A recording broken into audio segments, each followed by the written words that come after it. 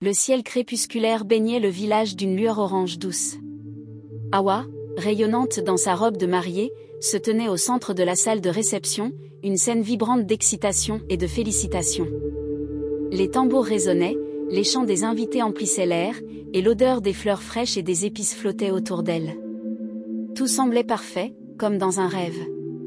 Ce mariage, elle l'avait imaginé des centaines de fois. Ce soir, elle allait épouser Karim, l'homme qu'elle pensait être son âme sœur, celui qui, selon elle, avait tout pour combler son cœur. Mais au fond de la pièce, dans l'ombre, Mariama, la mère d'Hawa, restait silencieuse. Elle observait sa fille d'un regard pénétrant, son visage figé dans une expression d'inquiétude à peine dissimulée. Contrairement à tous les invités qui se laissaient emporter par l'euphorie, elle ne souriait pas. Elle ne souriait jamais, en réalité, depuis qu'Hawa avait annoncé son intention d'épouser Karim. Les mois précédents avaient été remplis de disputes.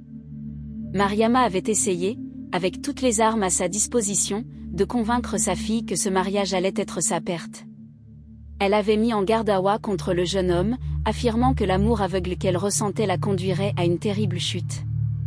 Mais Hawa, profondément amoureuse, avait ignoré ces avertissements. Elle croyait dur comme fer que l'amour pouvait tout surmonter. Mariama, elle, savait que ce n'était pas le cas. Elle savait ce qui allait arriver, bien qu'elle n'en ait jamais parlé ouvertement.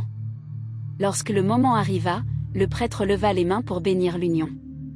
Hawa et Karim se tenaient par la main, leurs regards s'accrochant dans une promesse silencieuse d'amour éternel.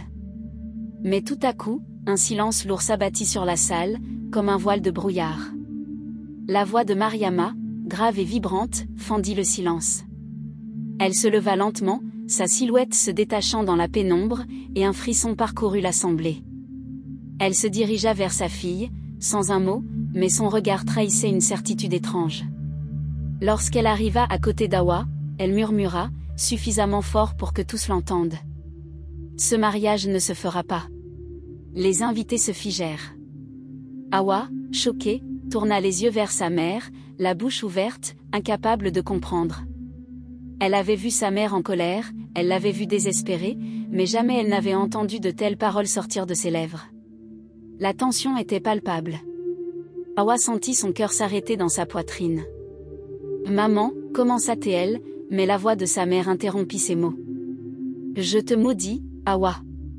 Chaque larme que tu verseras à cause de cet homme te rapprochera de ta propre fin. » Un frisson glacé traversa Hawa, mais elle n'eut pas le temps de réagir avant que sa mère ne se détourne d'elle, disparaissant dans la foule. Le prêtre reprit la cérémonie, mais quelque chose dans l'air avait changé. Hawa ne pouvait plus ignorer les paroles de sa mère. Et, malgré elle, une peur inexplicable commença à germer dans son esprit. Les jours suivant le mariage, Hawa emménageait avec Karim dans leur nouvelle maison. Au début, l'excitation était encore palpable. Leur foyer était rempli de joie et de rêves d'avenir. Les rires résonnaient, les décorations brillaient sous la lumière des bougies, et tout semblait paisible. Mais peu à peu, des petites choses commençaient à troubler Hawa. La première nuit, elle se réveilla en sursaut, le cœur battant la chamade, comme si une force invisible l'avait arrachée de son sommeil. Elle se tourna vers Karim, allongé à ses côtés. Il dormait profondément, mais un malaise inexplicable s'empara d'elle. Une sensation d'étouffement, comme si l'air autour d'elle devenait plus lourd, plus dense. Elle se leva, ouvrit la fenêtre pour respirer l'air frais de la nuit, mais rien ne changea. La lourdeur persistait. L'odeur de fleurs fraîches qui embaumaient leur maison s'était muée en une senteur âcre, presque âme. Les jours passaient, mais la fatigue envahissait lentement Hawa. Elle n'arrivait plus à trouver le sommeil. Ses pensées tourbillonnaient sans cesse dans sa tête. Et puis, elle commença à voir des choses. Parfois, dans le miroir, une ombre passait furtivement derrière elle, ou dans les recoins sombres de la maison, elle sentait des présences qu'elle ne pouvait expliquer. Karim, lui, semblait changer. Il devenait distant, froid, comme s'il était ailleurs, comme si quelque chose l'éloignait peu à peu. Ses gestes, autrefois tendres, étaient devenus mécaniques. Les conversations s'espaçaient entre eux, et lorsqu'ils se retrouvaient seuls, un silence pesant s'installait entre eux. Hawa essayait de se convaincre que tout cela n'était que le stress du mariage et de l'installation dans leur nouvelle vie. Mais une partie d'elle savait, dans son fort intérieur, que quelque chose de bien plus sinistre était en train de se jouer. Et à chaque instant, elle se souvenait des mots de sa mère, « Chaque larme que tu verseras ». Le matin de ce jour fatidique, alors qu'Awa se trouvait sur le porche de la maison, les premières lueurs du jour s'étiraient lentement sur le village. Le vent léger soufflait dans ses cheveux, mais elle ne ressentait plus cette sensation de liberté qu'elle avait jadis eue. Le poids d'une angoisse invisible s'était installé dans son cœur, un pressentiment lourd et menaçant. Elle savait que quelque chose n'allait pas. Mais quoi? Tout avait commencé à se dérober sous ses pieds. C'était le jour où tout basculait, et Awa le sentait. Ce matin-là, Tata Binta, la vieille voisine sage et mystique du village, s'approcha d'elle.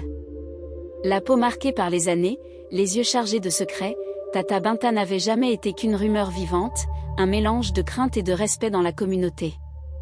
Mais aujourd'hui, il y avait quelque chose de particulier dans son regard. Comme si elle portait en elle la clé d'une vérité qu'Awa n'avait pas encore découverte. Sans un mot, Tata Binta s'assit à côté d'Awa, et ensemble, elles restèrent là, en silence. Le temps semblait suspendu, mais Awa sentait son cœur battre plus fort à chaque seconde. Elle savait que ce moment allait changer sa vie. Enfin, Tata Binta rompit le silence d'une voix basse, comme si chaque mot était chargé de douleur et de gravité. « Awa, tu te rappelles du jour de ton mariage, n'est-ce pas ?» Awa hocha la tête. Elle se souvenait parfaitement de cette journée, un jour censé être le plus beau de sa vie. Mais depuis ce moment, rien ne s'était déroulé comme elle l'avait imaginé. Il y a des choses qu'on ne comprend pas à ce moment-là, mais aujourd'hui, tu dois savoir ce qui s'est réellement passé ce jour-là. Ce n'était pas seulement une bénédiction, Awa. C'était une malédiction. Le souffle d'Awa se coupa. Ses yeux se rivèrent sur Tata Binta, cherchant une explication. Comment sa mère, sa propre mère, aurait pu maudire sa propre fille? Tata Binta se tourna vers elle, les yeux emplis de sagesse et de tristesse. Ta mère, elle savait, Awa. Elle savait que ton mariage n'était pas ce qu'il semblait être. Elle savait que le destin t'avait piégé. Et quand tu as dit oui ce jour-là, elle a vu une lignée de femmes maudites se répéter encore une fois, et elle a compris qu'il n'y avait pas d'échappatoire pour toi. Elle a vu que ton mari, Karim, n'était pas ce qu'il prétendait être. Que c'était un homme pris dans un pacte ancien, un pacte qui remontait bien avant lui. Un pacte qui avait été scellé bien des années avant ta naissance. Awa sentait son cœur se serrer. La colère, la confusion, et la peur se mêlaient en elle. Pourquoi sa mère n'avait-elle rien dit? Pourquoi l'avait-elle laissé se marier avec cet homme si elle savait cela? Les questions se bousculaient dans son esprit, mais la vieille Tata Binta continuait. Elle ne pouvait pas te prévenir, Awa. Elle ne pouvait que t'avertir en silence. C'est pourquoi, ce jour-là, elle t'a maudite. Elle a prononcé des mots dans son cœur, non pas pour te faire du mal, mais pour te protéger. Elle a voulu que tu sois avertie, que tu sois consciente de ce qui se passait réellement. Elle a vu que la malédiction qui touchait les femmes de ta famille allait encore se transmettre à toi. Awa tremblait, les mains moites, la gorge serrée. Elle ne pouvait pas comprendre. C'était trop. Mais pourquoi? Pourquoi ma mère a-t-elle maudit son propre enfant, demanda-t-elle presque d'une voix étranglée, la douleur se lisant sur son visage. Tata Binta baissa les yeux, son regard se tournant vers la terre, comme si elle cherchait les bons mots. Elle t'aimait plus que tout, Awa. Mais elle savait qu'il n'y avait pas d'échappatoire. Elle savait que, pour toi, ce mariage avait été une prison dès le début. Elle a voulu que tu sois consciente de la malédiction. Mais le destin, Awa, n'attend pas que l'on soit prêt à l'affronter. Elle se tourna lentement vers Awa, son visage grave. Ton mari, Karim, n'est pas celui qu'il prétend être. Il porte le fardeau d'un pacte ancestral, et il t'a piégé, toi aussi, sans le savoir.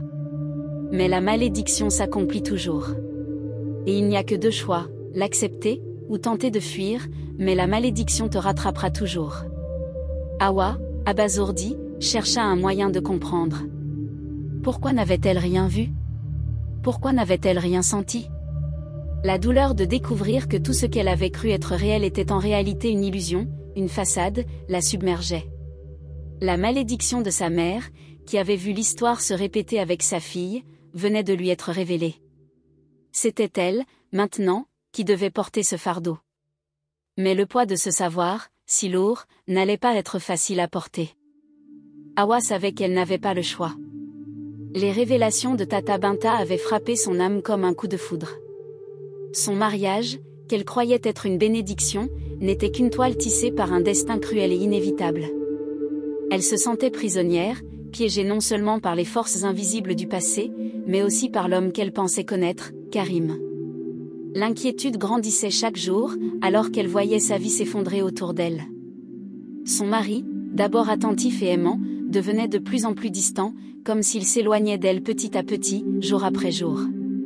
Chaque geste de sa part semblait teinté d'une froideur indéchiffrable. La réalité, si dure qu'elle fût, était inéluctable. Il portait le fardeau d'un pacte qui remontait bien avant leur rencontre. Hawa décida de consulter un marabout. Elle savait que seule une intervention extérieure pourrait briser ce cycle de malheur. Elle se rendit donc dans la forêt, à la recherche de l'un des plus anciens guérisseurs du village, un homme réputé pour ses pouvoirs et ses connaissances des secrets de l'au-delà. Ce marabout, un vieil homme sage aux cheveux blancs comme neige, était le dernier recours pour ceux qui avaient épuisé toutes les options. Lorsqu'Hawa arriva chez lui, la lourdeur de l'atmosphère l'enveloppa immédiatement. L'air était dense, parfumé de plantes médicinales et de bougies allumées. Les ombres des arbres, projetées par la lumière vacillante des bougies, dansaient sur les murs. Le marabout, assis sur un banc de bois, la fixa avec une intensité presque surnaturelle. Son regard, empli de sagesse et de mystère, semblait lire les pensées d'Hawa avant même qu'elle ne les prononce. « Tu cherches à lever une malédiction, n'est-ce pas ?» demanda-t-il d'une voix profonde, comme si ces mots se formaient dans les ténèbres. Hawa hocha la tête, ne sachant pas par où commencer. Il savait déjà. Il savait tout. Le marabout lui parla d'un rituel ancien, un rituel de purification qui consistait à trouver et détruire l'objet maudit qui l'attachait à son mari. Cet objet, dissimulé dans un coffre caché quelque part dans leur maison, était un artefact ancien, lié au pacte que Karim portait en lui. Pour accomplir ce rituel, elle devait être seule, le faire dans la plus grande discrétion, car ce genre de pratique était risqué et interdit. Non seulement le rituel pouvait échouer, mais il risquait de renforcer la malédiction si mal exécutée. « Ce n'est pas un jeu, Hawa, prévint le marabout. La magie est une chose puissante. Elle ne se joue pas sans conséquence. Si tu choisis d'agir, tu prends un risque. Sois prête à l'assumer. » Hawa, bien que tremblante, savait qu'elle n'avait pas d'autre choix. Elle accepta, la peur au ventre mais déterminée à se libérer de ce fardeau. Le marabout lui donna les instructions, détaillant chaque étape du rituel et les éléments nécessaires pour sa réussite. La nuit était tombée lorsqu'Hawa rentra chez elle. Les paroles du marabout résonnaient dans sa tête comme un avertissement, mais elle était déterminée à aller jusqu'au bout. Elle attendit que Karim s'endorme profondément, son corps lourd de fatigue, avant de se glisser hors du lit. Elle savait que ce rituel devait être accompli avant l'aube, sinon toute tentative serait vaine. Elle entra dans la chambre secrète où Karim cachait ses affaires, son cœur battant la chamade. Là, sous une pile de vieux vêtements, elle trouva le coffre. Avec des mains tremblantes, elle l'ouvrit. À l'intérieur, une petite boîte en bois sculptée contenant un bijou ancien, l'artefact maudit, reposait comme un fardeau. C'était le talisman qui scellait la malédiction. Ce bijou, qui avait été transmis de génération en génération dans la famille de Karim, était le dernier vestige d'un pacte ancien. Hawa savait que c'était lui qui la maintenait enchaînée à cet homme. Elle alluma une bougie et commença le rituel, récitant les incantations que le marabout lui avait confiées. Les flammes de la bougie dansaient, projetant des ombres inquiétantes sur les murs. Hawa sentait la tension monter, l'atmosphère devenant de plus en plus lourde. Le vent soufflait à l'extérieur, emportant la poussière dans une danse frénétique. Tout autour d'elle semblait vibrer, comme si les forces invisibles du destin s'étaient réveillées. Mais au moment où elle s'apprêtait à brûler le bijou, une porte s'ouvrit brusquement dans son dos.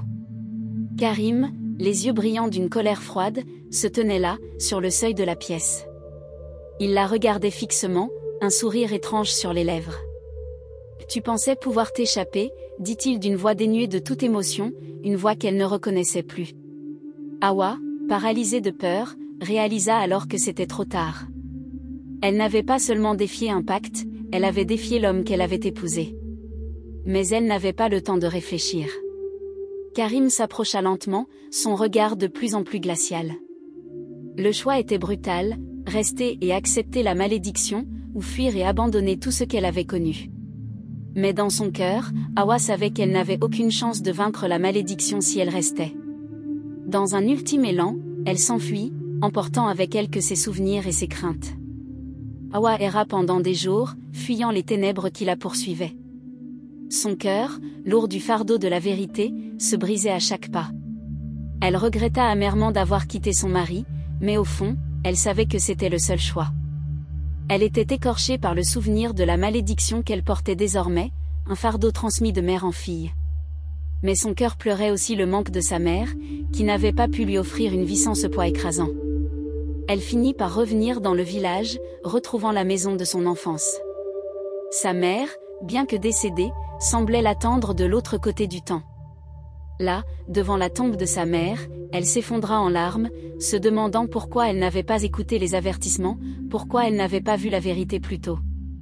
Mais, dans ce moment de grande douleur, une révélation éclata en elle, elle devait accepter la volonté de sa mère, comprendre que parfois, l'obéissance aux parents, même dans les moments de silence, est la seule voie qui mène à la paix. Elle comprit alors que la malédiction, bien que brisée dans une certaine mesure, resterait dans son cœur. Mais la leçon était claire, l'amour et le respect des parents, même à travers la douleur et les erreurs, étaient essentiels pour la guérison.